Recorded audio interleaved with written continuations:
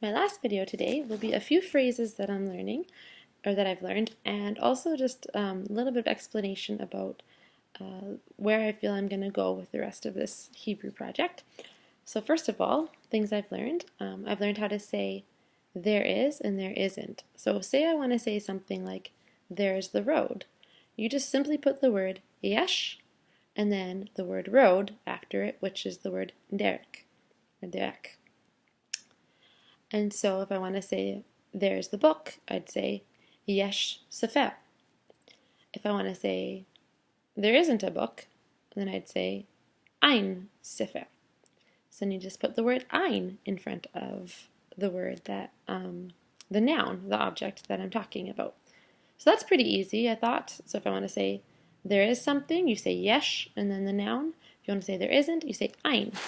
Now, if I wanted to turn it into a question, from what I understand, I think I add the word haim in front of yesh and then the object. So it would be like, if I want to ask, is there a book?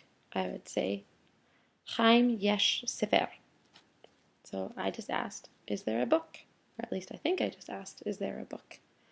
So I found that kind of interesting. I can say a few phrases. And then another thing I learned how to say is I'm hot or I'm cold. So if I want to say I'm cold, it's charli. If I want to say I'm hot, it's chamli. So that's pretty easy too.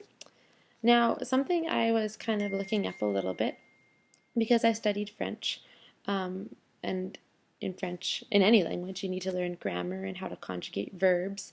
So you don't just say I go, we go, he go, she go, they go. It's like I go, we go, he goes. You have to change it at the end.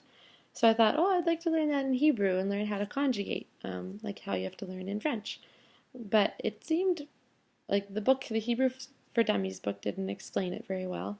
And then I looked up a bunch of resources online, and everything was really confusing. So, and then there was just a lot of verb generators where you can type it in and then it'll conjugate it for you, which I thought is handy if I need a quick reference, but I'm not really learning anything that way.